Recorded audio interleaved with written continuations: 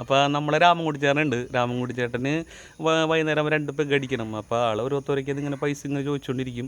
ഓരോരുത്തർക്ക് പൈസ കൊടുക്കും. പൈസ കൊടുക്കണമല്ലേ ഏറ്റവും വലുത്. ഇയാൾ പിന്നെ ഭയങ്കര വർത്താനമാണ്. ഇയാൾ പറയണത് അമേരിക്കൻ പ്രസിഡന്റ് ഡൊണാൾഡ് ട്രംപ് ഇന്ത്യക്കെതിരെ തീരുവ ഏർപ്പെടുത്തി. അപ്പോൾ ഇന്ത്യയുടെ GDP 2.5% കുറവുണ്ടാവും. ഇപ്പോൾ റഷ്യ യുക്രൈൻ യുദ്ധം നടക്കുകയാണ്. അപ്പോൾ നാറ്റോ രാജ്യങ്ങൾ യുക്രൈൻ ഇപ്പോൾ പണ്ടത്തെ പോലെ യുദ്ധസാമഗ്രികൾ കൊടുക്കണമെന്നൊക്കെ പറഞ്ഞാൽ ഭയങ്കര അടിയാണ്. അപ്പോൾ നമ്മളെ തങ്കപ്പൻ ഇതൊക്കെ കേട്ടോടൊന്നും മനസ്സിലാവാതെ ആൾ പോയിട്ട് വില കൂടിയ മദ്യം 2 പേർക്ക് അടിച്ചിട്ട് ആൾ പോകും. അപ്പോൾ ആൾക്ക് ആകെ ഒരു കാര്യം അറിയാം, 10 രൂപ സാധനം എങ്ങനെ 20 രൂപയ്ക്ക് വിൽക്കാന്നുള്ളത് അറിയാം. ആളെങ്കിൽ ഇഷ്ടംപോലെ പൈസ ഉണ്ട്, ആൾ സുഖമായിട്ട് പോയിട്ട് അടിച്ച ആൾ പോകും. പക്ഷേ നമ്മളെ രാമൻകുട്ടി ചേട്ടനാണെങ്കിൽ രക്ഷയില്ല. ആൾക്ക് കുറേ വിവരമുണ്ട്, പക്ഷേ 10 പൈസ ഇല്ല.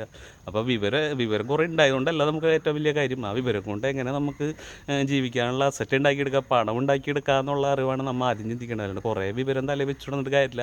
ആ വിവരം കൊണ്ട് 10 പൈസ ഉണ്ടാക്കാനുള്ള കഴിവും കൂടി നമ്മൾ സ്വയം ആർജിച്ചെടുത്താലേ ജീവിച്ചു വെക്കാൻ പറ്റുള്ളൂ. അപ്പോൾ